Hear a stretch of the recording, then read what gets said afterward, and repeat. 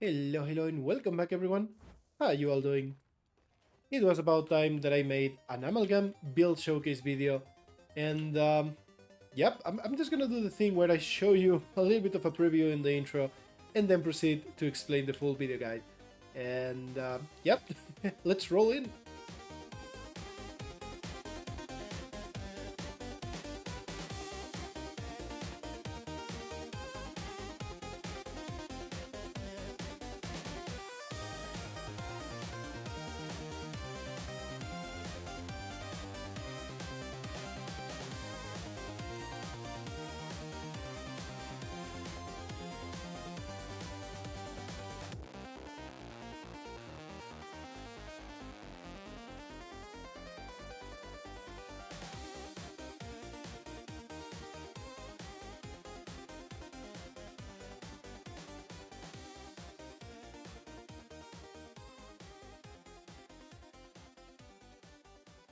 Alrighty guys, as you can see, this is going to be a very fun and strong build, which in my opinion, it's also a little bit off meta, because everyone is running with the toolkit, with the nades, or with the flamethrower when playing the Amalgam, but not me.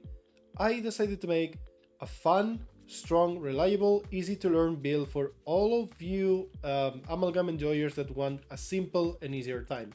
Or maybe if you are just learning the lead spec.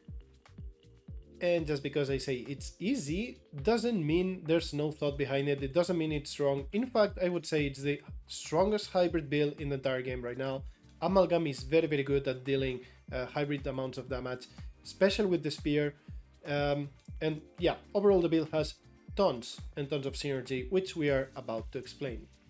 First of all, let's talk about the traits, because Amalgam has a ton of combinations possible, all of them viable, all of them fun and strong. But in my opinion, from all the ones I have, which by the way I have 2 or 3 more builds, but this one is the strongest in my opinion. After testing a while, I decided to go with a mix of elixirs and firearms.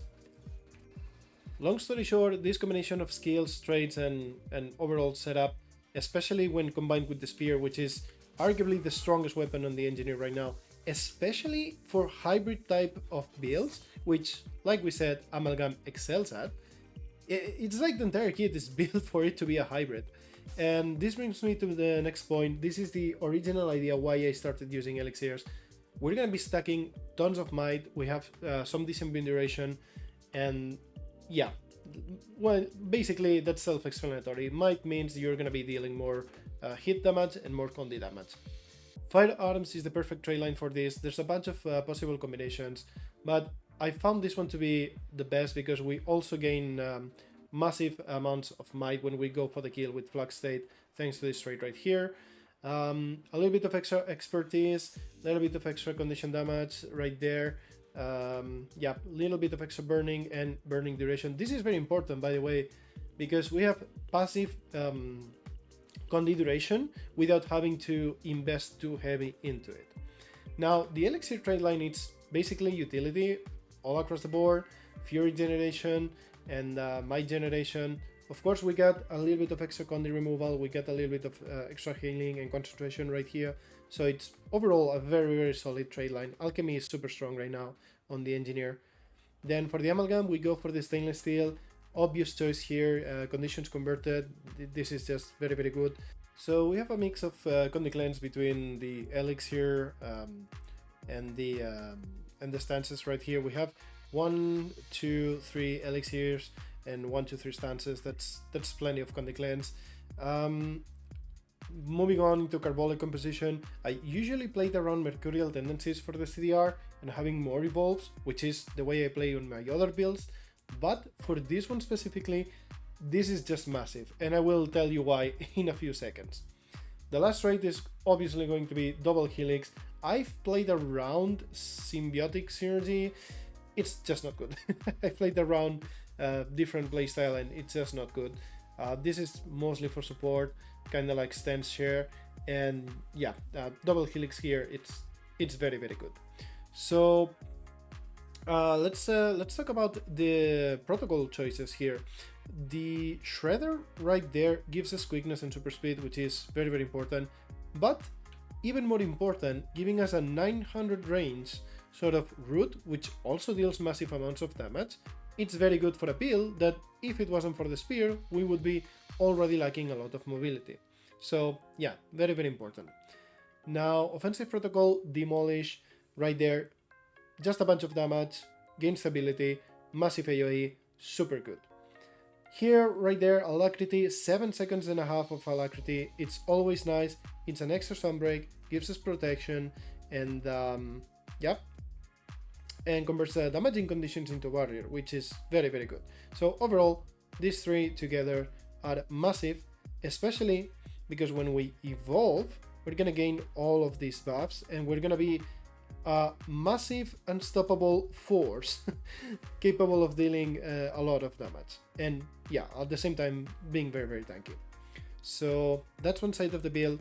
We're gonna have the Elixir for the heals. This is giving us protection, regen, swiftness, might on a really short cooldown. Very, very strong heal. Of course, we can use this offensively or defensively. I tend to use it offensively to go in, gives us a bunch of boons and a bunch of might. Then Geysir State, this is just boon conversion, Condi conversion, root removal, stun break, all at once in a 30-second cooldown. Very, very good. Solid State right here for the leap and extra stability and stun. This skill is honestly busted. I don't play any Amalgam build without this. Now, Elixir V, this is my go-to for the kill. Every 20 seconds we proc Fear in the Mind on demand. Tons of might, resolution, swiftness. It's just insane. It's very, very good. If you want to go for the kill and you combine this with the Devastator right here, for example, it's massive damage. Flux State, obviously, very, very strong ultimate. Sustain, damage, bleeds. This is also, remember, this is also giving us might thanks to this trait right here. And it has a small cooldown, which is very, very important, because if you're close enough to the target, you're gonna CC them, and then you can follow up with something else after they stun break. So yeah, that's very, very solid choice of skills right there. Moving on to the gear setup, this is where I will explain why we're running Carbolic Composition. This is a very solid trait, but not only that, it's going to synergize, you guessed it, with Relic of Blast, because we're gonna be having tons of elixir spam. Not only when we press the elixirs, we also have passive press of elixirs. So this rate is, this relic, sorry, it's gonna be up a lot of the time. We're gonna be stacking tons of poison damage, and not only that, the multi-hit, once we have, let's say, right there, I don't know, let's put this one, and let's do multi-hit. There you go. You see the stacks of poison? Yep. So that's why we are running Carbolic Composition in this build. Also, moving on to the actual stats, I think I'm just gonna leave a link in the description below, because it's quite complicated. I've done a lot of theory crafting, a lot of min-maxing, and yeah, it's a little bit it's a little bit complicated, but overall we wanted a set of stats that allows us for high crit when we have Fury uptime, which is always, you could see that we are 60+% crit chance. We have decent crit damage, decent power, without being stacked on might. Very important, because we're gonna be high on might all the time on this build.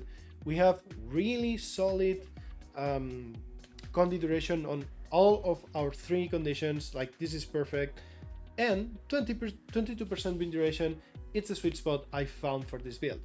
More than this, you're sacrificing some other stats.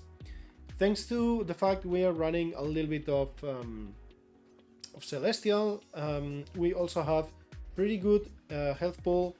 Amalgam, of course, comes with the built-in trait that gives us extra vitality. We have pretty decent armor. 2.6 would be my cap, my go-to cap for medium armor, but 2.4, it's plenty enough.